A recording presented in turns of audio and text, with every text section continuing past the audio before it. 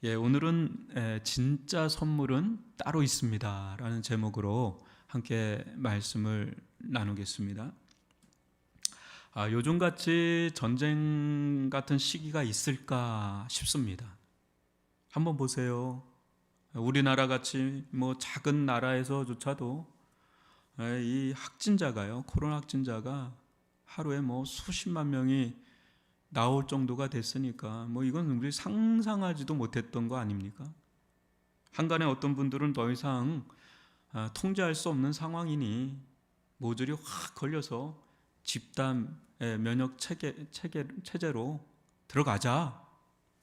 또 어떤 분들은 이래 주구나 저래 주구나 죽는 거는 매한가지다. 그냥 방역 체제 다 풀고 그냥 일상 회복하자. 더 이상은 못 견디겠다. 여러분, 소상공인들은 말할 수 없습니다 지금. 말도 안 되는 말이겠지만요, 그만큼 답답하고 죽을 것 같이 힘든 겁니다 지금. 코로나가 일상이 되어 간다지만 여러분, 코로나 여전히 매우 위협적입니다. 코로나 전쟁입니다. 러시아 우크라이나 사태는 또 어떻습니까?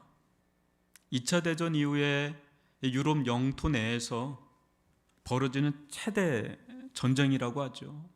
여차 싶으면 3차 대전이다, 핵전쟁이다, 이런 말이 나올 만큼 지금 상황은 한 치 앞도 알 수 없는 예측불허입니다. 알려지지 않아서 그렇지 민간인 학살이 생각보다 끔찍하게 벌어지고 있을 가능성이 매우 높습니다. 이는 코로나 사태보다 훨씬 더 심각합니다. 우리는 이 선한 사마리아인처럼 이들의 이웃이 돼서 기도하고 또 자비와 도움의 손길을 베풀어야 합니다.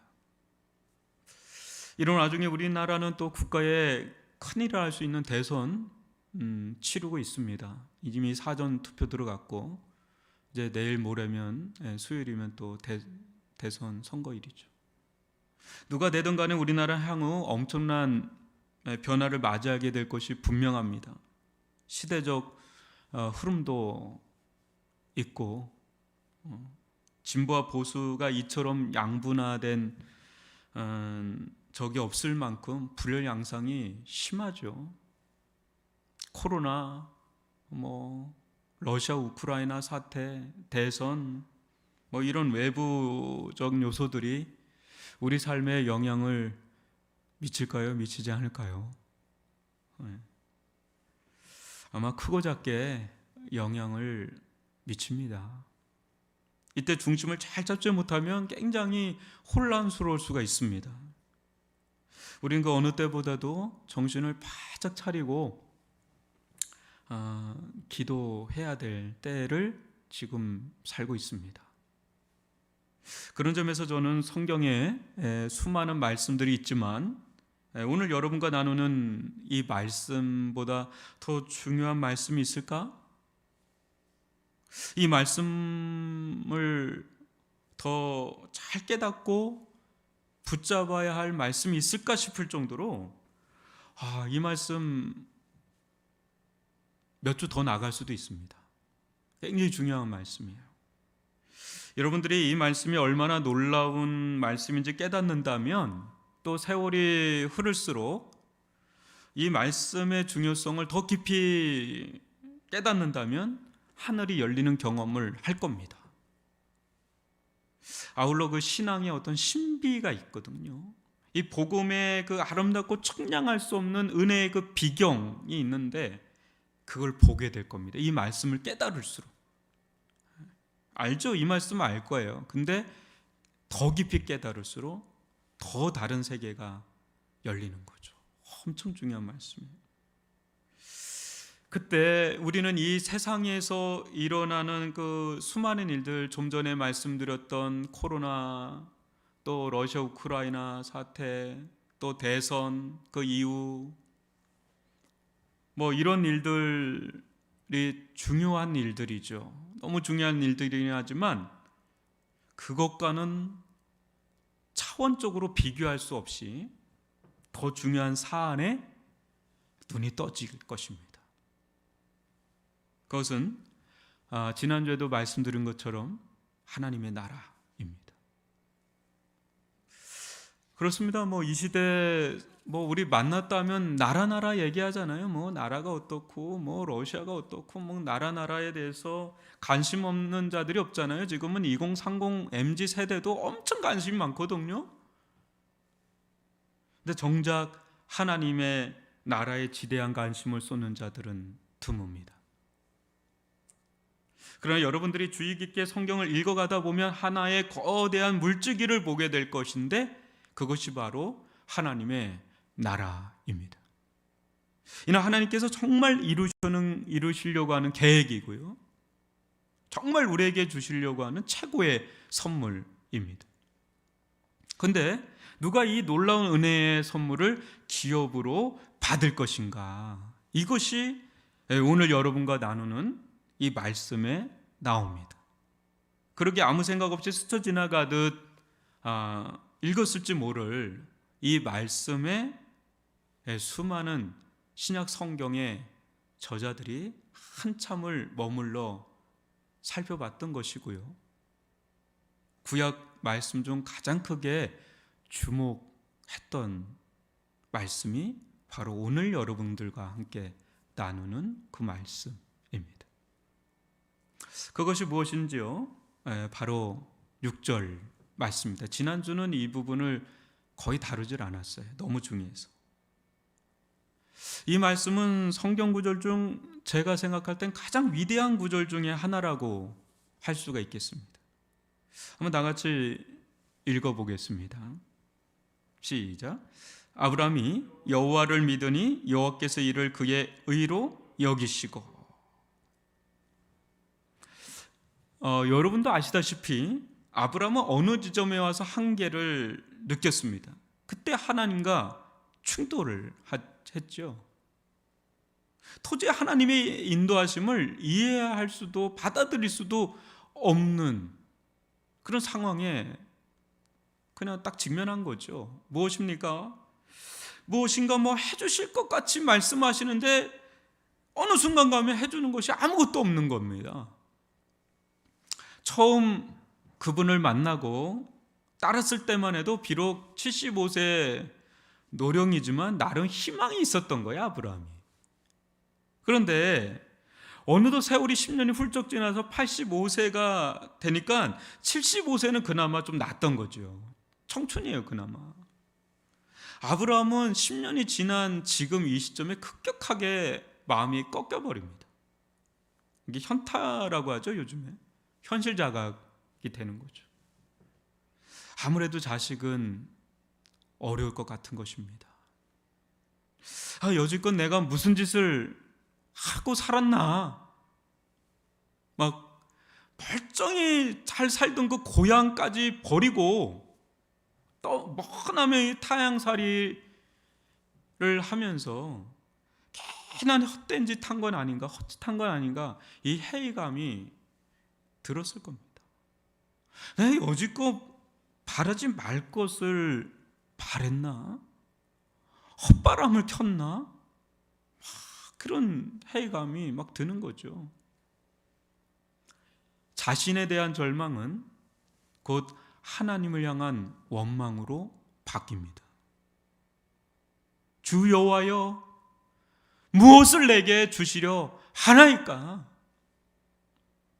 이 질문은 아브라함이 정말 하나님께 묻고 싶은 질문이에요. 정말 묻고 싶었던 거예요. 무엇을 내게 주시려 하나이까?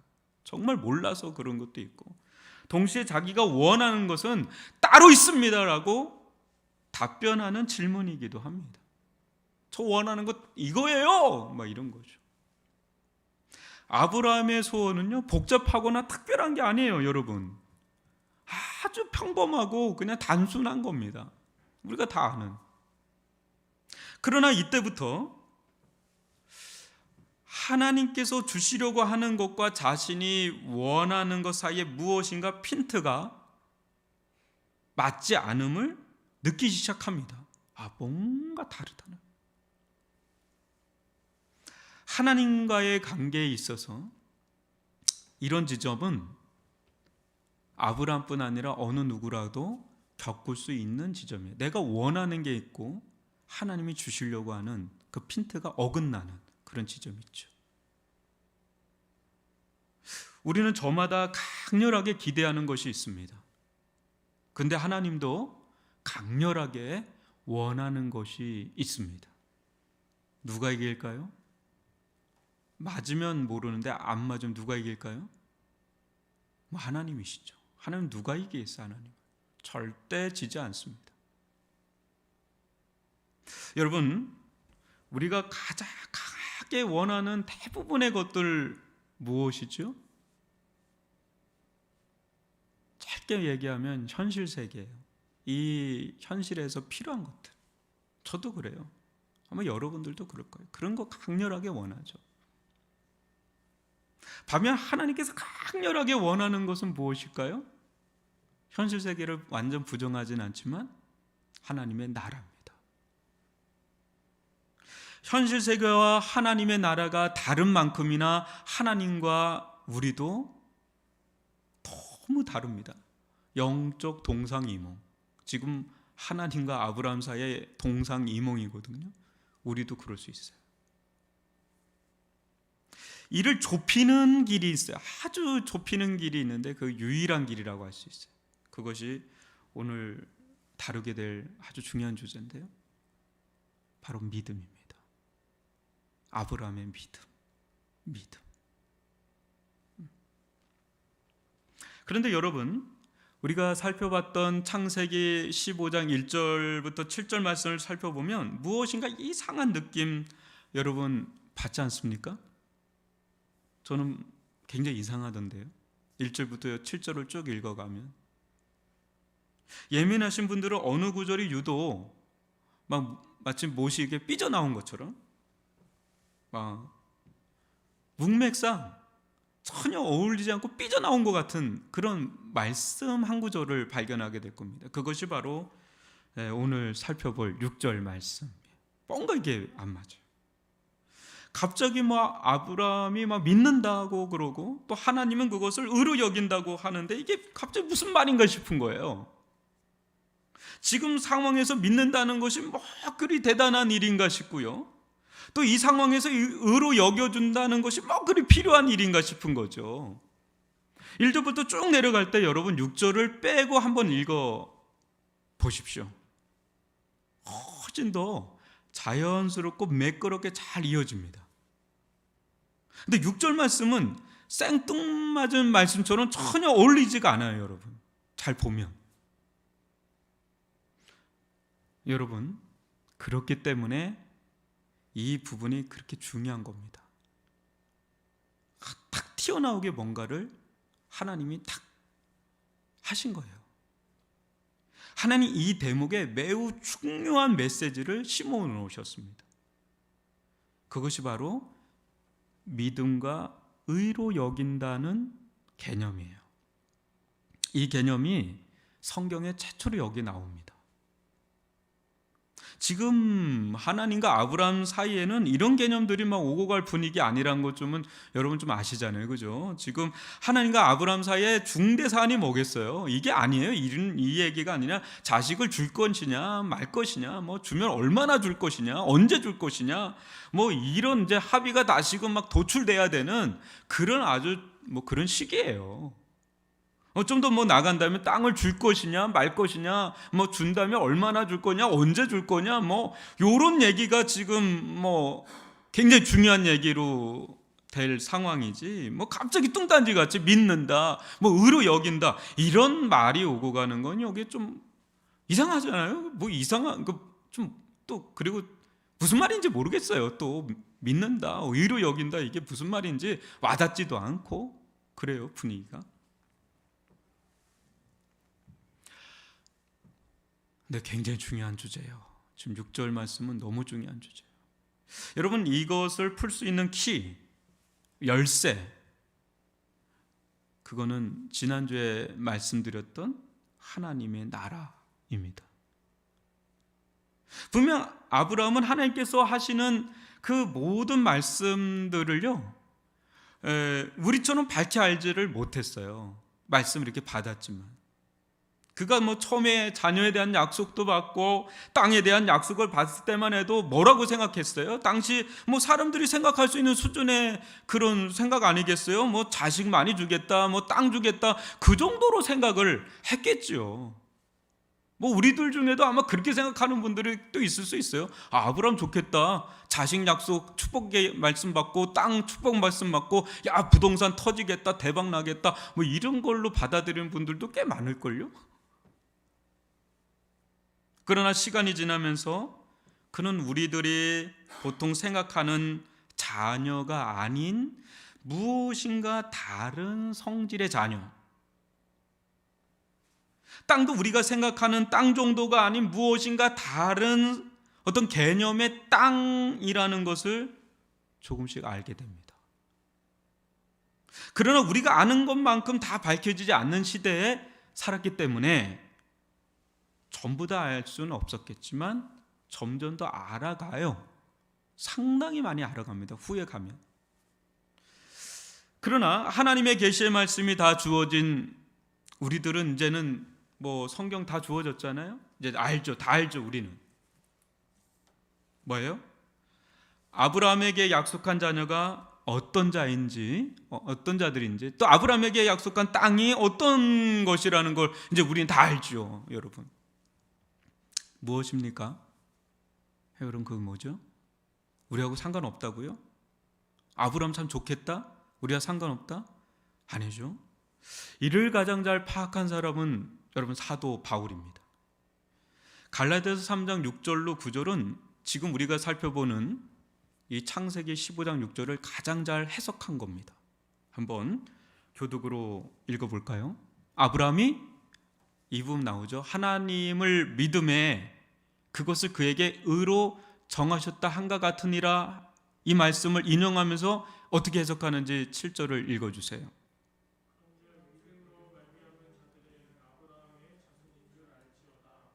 야, 놀랍죠.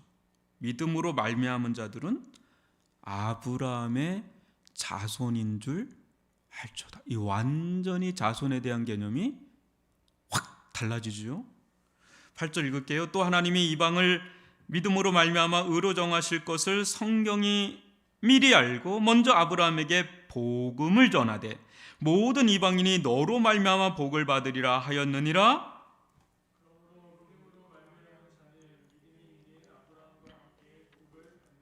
아멘. 가장 정확한 해석이에요. 여기서 사도 바울은 놀라운 개념을 소개합니다. 무엇이죠? 아브라함의 자손이 누구냐? 이 문제를 끄집어냅니다. 당시뿐 아니라 지금도 유대인들은 자신들이 아브라함의 자손이라고 합니다. 뭐 당연하죠. 당연한 거 아니에요? 당연하죠. 근데 이를 좀 더 구체적으로 말하면 아브라함의 직계 후손들이죠. 육적 진짜 후손이죠. 그죠? 피로 혈족이죠. 혈족. 그걸 할례를 행합니다. 또 율법을 지키면서 하는 이스라엘, 그러니까 지금 이스라엘 나라, 그 이스라엘만이 아브라함의 자손이라고 합니다. 지금도. 그러나 사도 바울은 이 생각을 철저히 깨부숩니다. 무엇입니까? 단순히 아브라함의 육족 후손이라는 이유만으로 성경에서 약속한 아브라함의 후손이 아니라 본문에 나와 있는 것처럼 아브라함과 같은 믿음을 가진 자들이라야 진정한 아브라함의 후손이다 라는 엄청 충격적인 메시지를 던집니다. 이는 지금도 유대인들에겐 절대 용납할 수 없는 매우 모독적이고 저주스러운 말에 가깝습니다. 여러분, 어떻게 자신들이 아브라함의 후손이 아닌가? 말이 되냐? 어떻게 저 이방인들이 아브라함의 후손이 될 수 있는가? 이게 말 같지도 않은 이 해괴망측한 말 하지 말아라. 한마디만 더 했다간 죽여버리겠다. 이럴 정도의 강력한 민족주의적인 생각이 강하죠. 여러분, 민족주의적인 성향은 엄청납니다. 오늘날 전 세계. 러시아하고 우크라이나 왜 싸우겠어요, 여러분? 모든 분쟁은 다 민족주의적인 성향이 강한 겁니다, 여러분. 유대인들 만만하잖아요, 지금도. 근데 지금 그 한복판에 핵폭탄 터뜨린 거예요, 지금.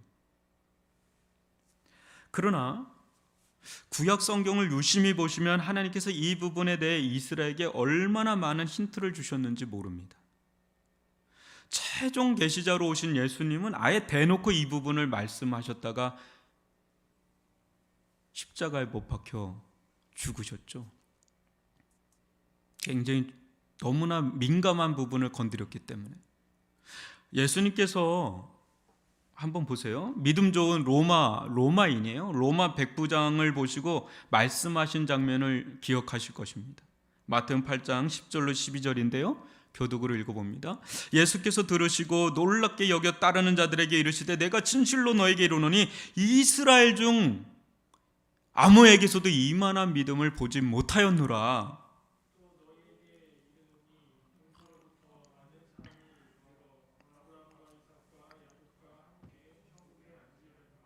그 나라의 본 자손들은 바깥 어두운 데 쫓겨나 거기서 울며 이를 갈게 되리라. 여러분, 이 말씀 들으면 완전 뒤집어지죠. 뚜껑 열리죠. 죽이고 싶죠. 자기들은 바깥 어두운 데서 이를 갈면서 울고 동서에 있는 이방인들이 아브람과 이삭과 야곱과 함께 앉아 있다고, 이거 말이 돼 하면서 이렇게 죽여버리고 싶죠. 전 세계 믿음 있는 자들은 예수님 뭐라 그러는 거예요? 아브람과 이삭과 야곱과 함께 하나님 나라에 들어가지만 제 아무리 아브람의 직계 후손이라 해도 믿음이 없다면 바깥 어두운 데 쫓겨나 울며 이를 간다는 말씀. 당시나 지금 오늘날 이스라엘에게나 꽤나 충격적이고요, 도발적인 말씀이죠. 더 충격적인 말씀도 있어요, 여러분. 한번 마태복음 3장 9절 같이 읽어보죠. 시작. 속으로 아브라함이 우리 조상이라고 생각하지 말라. 내가 너에게 이르노니 하나님이 능히 이 돌들로도 아브라함의 자손이 되게 하시리라. 너무 충격적이죠. 육적으로 아브라함의 자손으로 태어난 것 뭐예요? 자랑하지 말라는 거예요. 그거 대단한 것 같아도 별거 아니라는 거예요. 육적 후손 정도라면 이 돌들로도 충분히 아브라함의 자손이 되게 할 수 있는 분이 가정법을 쓴 겁니다. 하나님이시라는 겁니다. 예나 지금이나 하나님은 그 정도로 세상적이고 육적인 개념으로 역사를 이끌어 오시는 분이 아니라는 것을 알려주는 거예요. 단순히 지금 이스라엘은 나라의 하나님이 아니에요. 지금 이 개념이 완전히 와이드예요. 이건 완전히 이거 틀을 깨야 된단 말이죠. 이 지독한 그 유대 민족주의, 유다이즘, 이거 여러분, 이 틀에 강력하게 사로잡힌 자들에게, 그런 자들에게는 하나님의 나라가 보일 리가 없죠. 보여도 그냥 자기 멋대로 자의적으로 만들어낸 하나님의 나라 개념이 있는 거죠. 지금도 이스라엘 사람들은 하나님의 나라 천국 개념이 있어요. 근데 자기가 자기 멋대로 자의적으로 만들어낸 그거 갖고 있어요, 지금도. 제 아무리 종교적이라고 해도 종교의 세계와 여러분 믿음의 세계는 다릅니다. 종교의 세계는 아무리 탁월해도 육체적이고 세상적인 영역을 벗어날 수 없어요.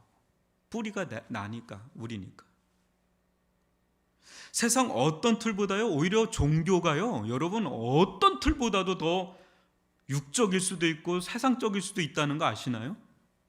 한번 보세요. 전 세계 대종교를 한번 보세요. 고등 종교들 다 보세요. 이단들 보세요. 여러분, 종교성이 강할수록 더 틀이 강해서 더 육체적이고 더 세상적일 수 있다는 거 여러분 못 느끼십니까? 여러분, 믿음의 세계는 다른 거예요. 종교의 세계하고. 이걸 잘 봐야 돼요. 이스라엘은 엄청난 특권, 축복 받았죠. 그런데 유대의 그 민족주의적 사고에 갇혀서 그냥 지금까지도 그렇게 삽니다. 그 틀에서 봅니다. 그 대표적인 사람이 사도 바울 아니었습니까? 유대인 중에 유대인, 히브리인 중에 히브리인.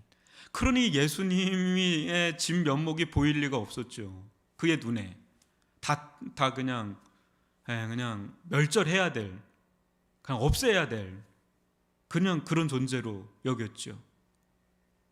그러다 다메섹 도상에서 부활하신 예수 그리스도를 만나고 그 종교적이고 그 민족적이고 그 도덕적이고 율법적인 그 모든 껍질, 그 비닐, 그 벗겨지는 경험을 합니다. 그때 비로소 예수 그리스도가 보이고 하나님의 나라가 보인 것입니다. 고린도 후서 3장 14, 16절 교독으로 읽어보죠. 그때 그가 뭐라고 그랬는지, 그러나 그들의 마음이 완고하여 오늘까지도 구약을 읽을 때 그 수건이라는 건 유대 민족주의 같은 거예요. 율법주의 같은. 그게 벗겨지지 아니하고 있으니 그 수건은 그리스도 안에서 없어질 것이라. 그러나 언제든지 주께로 돌아오가면 그 수건이 벗겨지리라. 사도보다 더 육적 이스라엘에 부합했던 자가 있을까요? 그는 어느 누구보다 더 이스라엘에, 유대교에 충실했던 자였습니다. 자신은 당연히 아브라함의 후손으로 선택받은 하나님의 백성이요 하나님의 자녀임을 조금도 의심하지 않고 살았던 자가 바로 사도 바울이었습니다. 그러나 십자가에서 죽었다고 생각한 예수가 자신의 눈앞에 부활하신 영광의 강체로 나타났을 때 무엇인가 심각한 오류가 있다는 것을 감지하기 시작한 거죠. 뭔가 잘못됐구나. Something wrong. 뭔가 잘못됐구나. 누구보다 탁월한 구약학자로 부활하신 예수님을 만나고 나니까 구약 성경이 새롭게 그 수건을 벗은 것처럼 보이기 시작하고, 무엇보다 누가 진정 아브라함의 후손, 아브라함의 자녀인가 새롭게 보이기 시작한 것입니다. 그것은 단순한 혈통 수준을 넘어선다는 것을 깨닫게 된 겁니다. 이게 아니구나.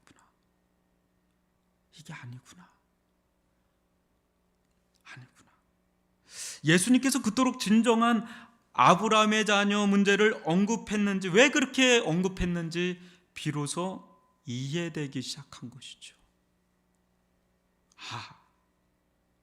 아브라함의 후손은 단순히 이스라엘이란 민족이 아니구나. 우리가 생각한 것보다 훨씬 더 강범위하고 영적인 개념이구나. 누가 진정 아브라함의 후손이란 말인가? 누가 진정 하나님의 백성이 하나님의 자녀란 말인가? 그것을 사도 바울은 창세기 15장 6절, 오늘 여러분들과 함께 나눈 이 말씀에서 발견해서 갈라디아서에서 그걸 인용한 겁니다. 뭐죠? 아브라함이 하나님을, 여호와를 믿으니 여호와께서 이를 그의 의로 여기시고, 자신들의 조상인 이 아브라함을 하나님께서 받아주신 것은 그가 무엇인가 탁월하거나 대단해서가 아닙니다. 그는 다른 누구보다 하나님께서 받아주실 만한, 받아주셔야 할 만큼 무엇인가 갖춘 자가 아닙니다. 그는 그냥 우리와 같이 평범한 사람이었습니다. 그런 그가 뭐라고 하나님께서 받아주신 것입니까? 더군다나 그를 의롭다고 여기신 것일까요? 그럴 만한 꼬투리가 있나요? 그에게서? 여기서 의롭다는 것은 우리가 생각하는 의로움과 완전 차원이 다른 거예요. 다음 주에 이 부분은 더 다루겠습니다. 이 부분이 우리가 가장 눈여겨볼 대목인데요. 지금 한참 자녀 문제로 씨름하고 있을 때 하나님은 전혀 다른 것에 주목하고 있다는 걸 여러분 느끼세요? 지금 자녀 문제로 그냥 골머리를 앓고 있는데 하나님 지금 의의 문제로 들어가고 있거든요. 하나님은 이 무자녀 문제보다 훨씬 더 이 문제가 더 시급한 문제로 보신 거예요. 그리고 앞으로 아브라함을 통해 이루실 그 엄청난 후손들이 누구냐, 그거를 결정짓는 것이기도 한 그 문제를 지금 다루고 있는 겁니다. 이 의라는 문제, 생뚱맞는데 엄청 중요한 개념이에요. 이것을 다음 주에 더 다루도록 하겠는데, 여기서 의는요, 사람들끼리 저 사람은 불의하네, 푸틴은 불의한 놈이야, 불법이야, 뭐 사람들 저 사람은 의롭네, 젤렌스키는 의로운 사람이야, 뭐 이 정도의 상대적이고 인간적인 의 정도가 아닙니다. 죄송하지만 이는 사람이 아닌 하나님 앞에서의 절대적 의를 가리킵니다. 즉 하나님 앞에서 의롭다 인정받기 위해서는 기준이 달라요. 사람이 아니라 하나님 앞에 행위 완전해야 돼요. 하나님 앞에. 하나님을 상대할 때 요구되는 의는 하나님이 기준이 되어서 다가오기 때문에 하나님 앞에 행위 온전해야 돼요. 그게 하나님이 요구하시는 의예요. 그럼 여러분도 아시다시피 어느 누가 하나님 앞에 의롭다 인정받을 만큼 행위 완전한 자 있습니까? 많은 사람들이 피나게 노력하지만 다들 실패하지 않습니까? 여러분, 아브라함도 그러하고 아브라함의 직계 후손이라 하는 이스라엘도 그러하고 우리도 하나님께서 요구하시는 완전한 의에 도달할 자 누가 있습니까? 자살, 폭탄, 테러하면 됩니까? 그게? 고행, 수행하면 됩니까? 산에 들어가서 고행하면 되겠습니까? 고해성사하면 되겠습니까? 여러분, 하나님의 완전한 의, 하나님 절대적 의에 도달할 자 아무도 없습니다. 온 인류의 조상인 아담도 실패했는데요, 어느 누가 자기 힘으로 하나님의 절대 의에 도달할 수 있겠습니까? 아무도 없습니다. 아담의 후손으로 태어난 이상 이는 아예 불가능한 것입니다. 우리는 아브라함의 후손이기도 하지만 아담의 후손입니다. 그러나 여러분도 아시다시피 바벨탑을 쌓아 올려 하늘 꼭대기에 도달하려 한 것처럼 수많은 이들이 하나님의 의에, 하나님의 영광에 스스로 도달하려고 얼마나 애를 쓰지 않습니까? 이것을 우리는 도덕주의, 율법주의, 종교주의라 부릅니다. 이 모든 것들은 제 아무리 탁월해 보여도, 고상해 보여도 결국 하나님이 아닌 자기를 믿는 길입니다. 자기가 구원하려고 하는 노력들이에요. 근데 그 끝은 어느 누구와도 똑같이 하나님의 의에 도달하지 못한 채 끝납니다. 애시당초 불가능한 것에 도전한 것이죠. 대표적인 사람들이 바리새인들과 서기관들 같은 율법주의자들이죠. 아브라함이 절대 스스로의 힘으론, 잘 보세요, 자녀 하나 낳을 수 없는 것처럼 하나님은 아브라함을 통해 우리에게 말씀하시려고 하는 겁니다. 뭘요? 너희들의 힘으론 절대 나의 의에 도달할 수 없다고 말이죠. 하나님의 의에 도달할 자 아무도 없어요. 아브라함이 자녀를 스스로 생산하지 못하는 것처럼 너희들이 그런 자다. 불인과 같은 자들이다. 그걸 아브라함 이야기를 통해 우리에게 말씀해 주려고 하는 거예요. 동시에 아브라함을 통해 우리에게 말씀하시려는 게 또 하나가 있어요. 이게 복음이에요. 약속의 자녀 이삭을 전적인 하나님의 은혜와 권능으로 낳은 것처럼 아브라함을 통해 바다의 모래알처럼 하늘의 물결처럼 주실 후손들 있죠? 그 후손들은 모두 이삭과 같은 방식으로 주어질 것이다 라는 그런 메시지가 이 안에 있는 겁니다. 놀랍죠? 육적으로 나는 게 아니라 영적으로 나아지는 자녀들. 이 말은 이런 의미가 있는 겁니다. 여러분 잘 들어보십시오. 너희 스스로는 절대 하나님에 의해 도달할 수 없지만 하나님의 이름 말할 수 없는 은혜와 권능의 역사로 하나님으로부터 의롭다함을 받을 것이다. 아브라함이 그랬던 것처럼 너희는 너희 자신을 믿지 말고 너희 스스로의 힘으로 무엇인가 하려는 모든 시도를 중단하거라. 이 모든 일을 친히 이루시고 이루어 가실 하나님만 전적으로 믿고 의지하여라. 이런 자들만이 아브라함과 같이 하나님으로부터 의롭다 여김을 받는 축복, 진정한 아브라함의 후손이요 하나님의 백성이요 하나님의 자녀가 될 것이다. 나는 온 세상에 아브라함과 같은 복을 받은 자들을 불러 모으고 있고 이들을 통해 나의 나라, 하나님의 나라를 이루어가고 있다. 그리고 장차 모든 세상 나라는 소돔과 고모라처럼 멸망하겠지만 하나님의 나라는 영원할 것이다 라는 게 성경 전체에 걸쳐 있는 핵심 메시지예요.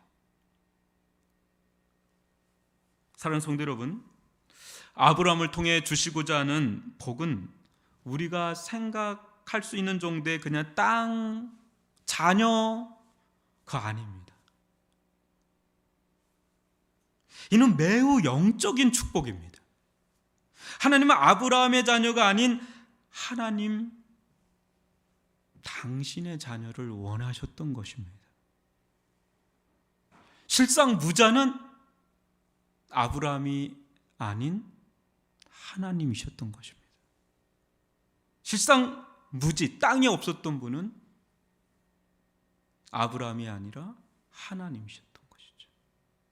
하나님은 러시아에게 빼앗긴 그 국민, 그 또 땅, 그걸 되찾으려고 하는 우크라이나처럼 하나님의 것을 불법과 불의로 찬탈해버린 이 사탄, 죄의 그 강력한 세력으로부터 자신의 백성과 영역을 되찾길 원하셨습니다. 그래야 아브라함을 통해 마침내 주실 진정한 이삭이 있죠. 약속의 씨가 있죠. 누구예요? 예수 그리스도. 그 예수 그리스도를 통해 이 일을 이루신 것이고 지금도 이루고 계실 뿐 아니라 장차 모든 것을 이루실 것입니다. 이 십자가가 들어가는 곳마다, 복음이 들어가는 곳마다 여러분 아브라함의 자녀들이, 후손들이 나오고 잃어버린 땅이 회복이 되는 하나님의 나라가 임하는, 예수 그리스도께는 도저히 우리 힘으로 어떻게 할 수 없는 이 죄의 문제를 십자가를 지심으로 해결하시고 의의 문제를 부활하심으로 대신 해결해 주셨습니다. 그러기에 아브라함처럼 예수님께서 행하신 그 은혜의 복음, 그 능력의 복음만을 천적으로 믿고 의지하는, 신뢰하는 자들에게 하나님은 아브라함과 같이 그 믿음을 의로 여기사 하나님의 나라로 이끌어 들이십니다. 놀라운 구원의 역사, 생명의 역사를 행하십니다. 그렇게 변화된 자들이 진정 아브라함의 후손이요 그런 자들이 소유한 모든 땅은 진정 하나님의 주권이 회복되고 선포된 거룩한 땅이요 영역으로 돌아오게 되는 그런 일들이 일어나는 것이죠. 이 거대한 역사는 이 땅 가운데서 이루어지고 있는 세상의 역사하고는 차원이 다른 그런 역사가 이루어지고 있다는 것을 여러분 보시고, 그런 역사의 한 중심에 우리 한 사람 한 사람들을 오늘날 하나님께서 불러 주신 것입니다.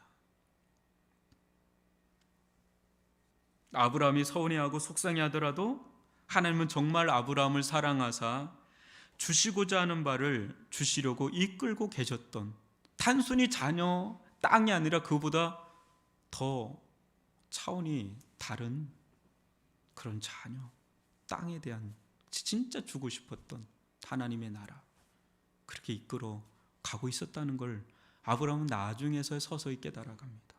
여러분 가운데 하나님을 향한 원망과 불평이 생길 때 생각하십시오. 하나님께 정말 주시고자 하는 것이 무엇인지 말입니다. 믿음이 없이는 보이지 않는 진짜 세계, 놀라운 세계가 있다는 것을 절대 잊지 마십시오. 하나님 정말 주시고 싶은 것이 여러분 정말 있습니다. 그거를 발견할 때, 믿음으로 발견할 때, 믿음으로 그것을, 그 선물을 받을 때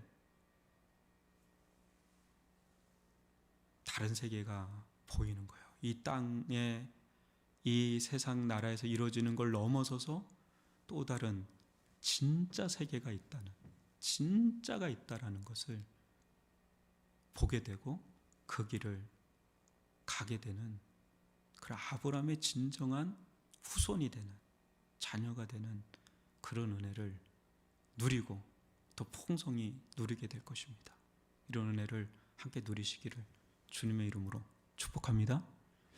기도하겠습니다. 사랑의 하나님 아버지,